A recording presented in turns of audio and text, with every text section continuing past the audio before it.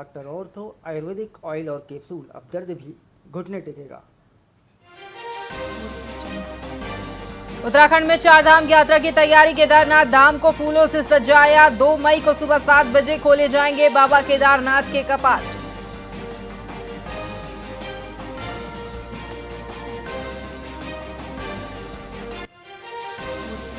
पहलगाम हमले को लेकर देश भर में शोक। बिहार के राज्यपाल आरिफ मोहम्मद खान पहुंचे कानपुर। शुभम द्विवेदी के परिवार से की मुलाकात।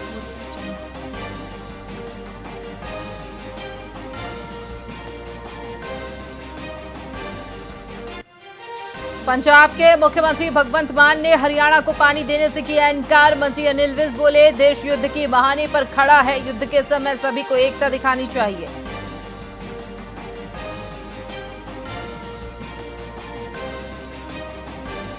दिल्ली के मुख्यमंत्री रेखा गुप्ता का बयान। कहा, हर गर्मियों में दिल्ली के लिए सबसे बड़ी चुनौती पानी की होती है। हमने आज दिल्ली की जरूरत का संज्ञान लिया।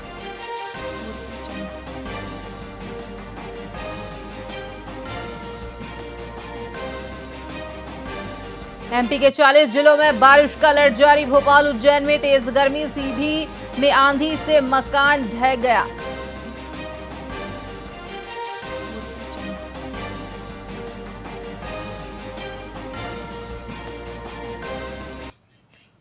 नमस्कार, स्वागत है आपका वीआईपी न्यूज में। मैं हूं आपके साथ आयुषी सुनवाने। रुक करेंगे खबरों की ओर। पंचायत चुनाव के लगभग 2 महीने बाद भी ग्राम पंचायत बड़े पाडरमुड़ा के पूर्व सरपंच ने नए सरपंच को प्रभार नहीं सौंपा है, जबकि तत्कालीन सचिव हेमंत कर्श का स्थानांतरण हो चुका है। इससे पंचायत का कामकाज ठप हो गया है।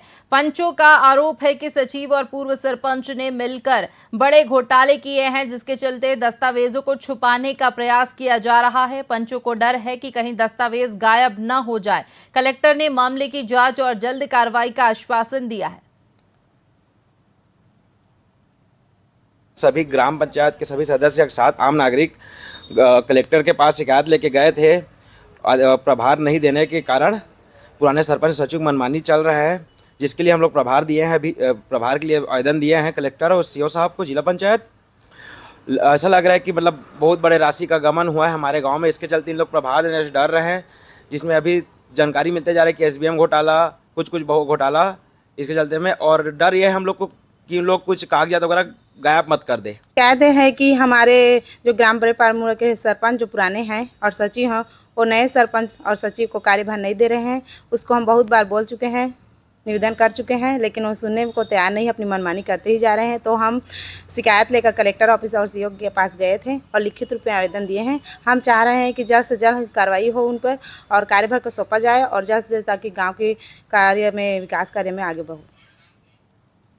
मंत्रालय में आयोजित राज्य कैबिनेट की बैठक के बाद उप मुख्यमंत्री अरुण साव ने पत्रकारों से बातचीत की। उन्होंने बैठक में लिए गए महत्वपूर्ण निर्णय की जानकारी देते हुए कहा कि सरकार का उद्देश्य राज्य के विकास को गति देना है और जनहित में नीतियों का प्रभावी कार्यान्वयन सुनिश्चित करना है। उप मुख्यमंत्री ने बताया कि कैबिनेट में विभिन्न योजनाओं को स्वीकृति दी गई है, जो शिक्षा, स्वास्थ्य और बुनियादी ढांचे के क्षेत्र में सुधार लाने के लिए तैयार की गई हैं। उन्होंने मीडिया को आश्वस्त किया है कि इन योजनाओं का कार्यान्वयन जल्द ही शुरू होगा और इसके सकारात्मक परिणाम जनता को मिलेंगे।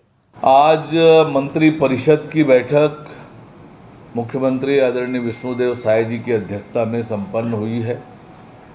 कई ऐतिहासिक और महत्वपूर्ण निर्णय आज की बैठक में लिए गए हैं।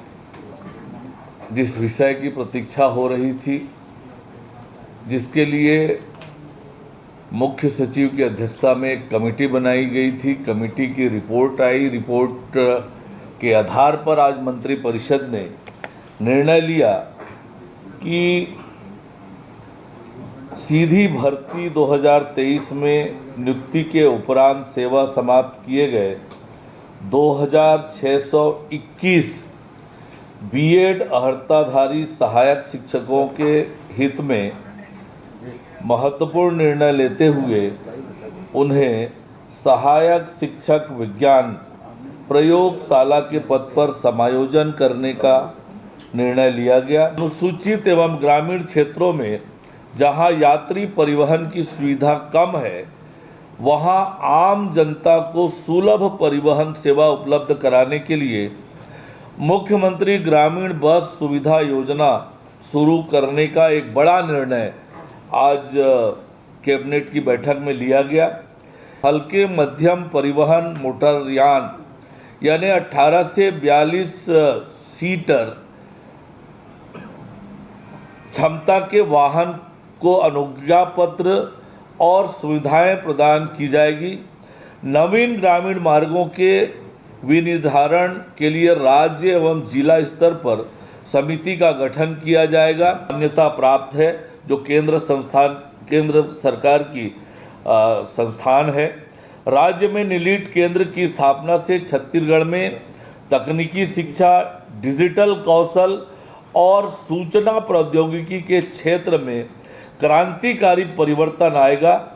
यह केंद्र न केवल युवाओं को गुणवत्ता युक्त तकनीकी शिक्षा प्रदान करेगा बल्कि उन्हें रोजगार के नए अवसर भी प्रदान करेगा। मंत्रिपरिषद द्वारा राज्य में तकनीकी शिक्षा को सशक्त बनाने और डिजिटल कौशल को बढ़ावा देने की दिशा में एक और ऐतिहासिक और बड़ा निर्णय लिया गया, जिसके तहत रायपुर अटल नगर में स्टेट ऑफ आर्ट नीलिट की स्थापना के लिए राष्ट्रीय इलेक्ट्रॉनिकी एवं सूचना प्रौद्योगिकी संस्थान नीलिट को 10.023 एकड़ भूमि निःशुल्क आवंटित करने का प्रस्ताव अनुमोदित किया गया।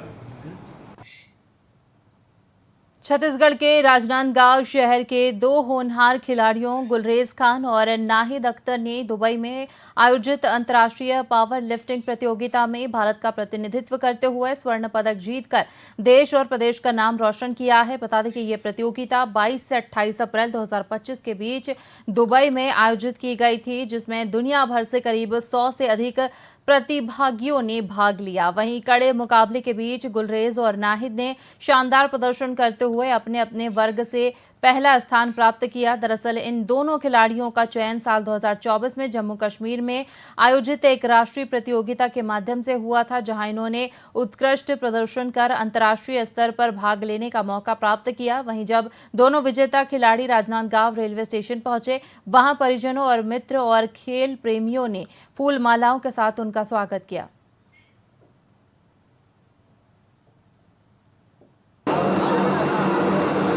SBKF के तत्वाधान में हमारी प्रतियोगिता हुई है, जो कि दुबई में हुई थी 22 से 28 के बीच में। हमारा टूर्नामेंट वहाँ 26 तारीख को हुआ था, जिसमें नाहिद अख्तर में जिसने अपने कैटेगरी वेट में 83 में गोल्ड मेडल वहाँ प्राप्त किया हूँ। जो मेरे साथ में एक श्रीलंका और एक पाकिस्तान का प्लेयर था, जिसको मैंने पराजित किया हूँ अपने वेट में। टोटल कितने लोग शामिल होते थे? टोटल 100 लोग आए थे इस प्रतियोगिता में, अलग अलग देश से आए थे। पाकिस्तान, श्रीलंका, बॉम्बे, नाइजीरिया और दुबई टोटल। पावर लिफ्टिंग में था। पावर लिफ्टिंग में बेसिकली 3 फॉर्म ऑफ एक्सरसाइज होते हैं, स्क्वाट, बेंच और डेड। तो इन तीनों का जो सबसे हाईएस्ट होता है उनको सेलेक्ट करके उसका टोटल किया जाता है। उसके बेसिस पे इसमें डिसाइड होता है कि कौन गोल्ड, ब्रॉन्ज और सिल्वर किसको दिया जाएगा। तो उसमें मैंने जो है अपने वेट कैटेगरी में 430 किलो उठाया। मेरा वेट कैटेगरी 105 किलो का था। मैंने उसमें 430 किलो का टोटल वेट उठाया। मेरे साथ साथ वहाँ पे जो खेलने वाले थे वो नाइजीरिया का था, वो UAE का था और वहाँ पे उसके अलावा एक श्रीलंका के भी थे। तो ऐसा करके 4 देश थे। वहाँ और भी खेल हुए जिनके लिए अलग अलग देशों से अलग अलग लोग आए हुए थे, तो वो खेल अलग हुए हैं। आयोजक SBKF के द्वारा हम लोग को ये मौका मिला था, उनके तत्वाधान में हम लोग इसमें गए थे। सबसे पहले मैं बताना चाहूँगा कि राजनांदगांव से 2 खिलाड़ियों का चयन अंतर्राष्ट्रीय पावर लिफ्टिंग कॉम्पिटिशन में हुआ था, जो कि दुबई में आयोजित हुआ। नेशनल में बहुत अच्छा प्रदर्शन करने के बाद 2 खिलाड़ियों का चयन दुबई के लिए हुआ। दुबई में SBKF जिन्होंने ये ऑर्गेनाइज किया, जो ऑर्गेनाइजर थे इस पावर लिफ्टिंग कॉम्पिटिशन उन्होंने ऑर्गेनाइज किया था। इसमें एशियन कंट्रीज के देशों ने भाग लिया था। इसमें दुबई खुद एक जो मेजबान था उसका, श्रीलंका, नाइजीरिया, इसके अलावा भारत देश और नेपाल और आसपास के जो देश हैं हमारे साथ जुड़े हुए हैं, पाकिस्तान, उन्होंने पार्टिसिपेट किया था। लगभग 100 खिलाड़ियों ने पावर लिफ्टिंग कॉम्पिटिशन में भाग लिया था, जिसमें हमारे भारत से नाहिद अख्तर और गुलरेज खान ने पार्टिसिपेट किया था। नाहिद ने 83 किलोग्राम वर्ग में और गुलरेज ने 105 किलोग्राम वर्ग में पार्टिसिपेट किया और देश का प्रतिनिधित्व किया। दोनों ने ही गोल्ड मेडल हासिल किया अपने ग्रुप में और ये बहुत ही गर्व की बात है भारतवासियों के लिए, भारत देश के लिए, छत्तीसगढ़ के लिए और राजनांदगांव वासियों के लिए कि इतना बड़ा मेडल कोई दुबई में जाकर भारत देश के लिए लाया, तो ये हर्ष का विषय। ISBKF के तत्वाधान में हमारी प्रतियोगिता हुई है, जो कि दुबई में हुई थी 22 से 28 के बीच में। हमारा टूर्नामेंट वहाँ 26 तारीख को हुआ था। इसी के साथ खबरों में फिलहाल इतना ही। तमाम बड़ी खबरों के लिए देखते रहिए VIP न्यूज़। मुझे दीजिए इजाजत। नमस्कार।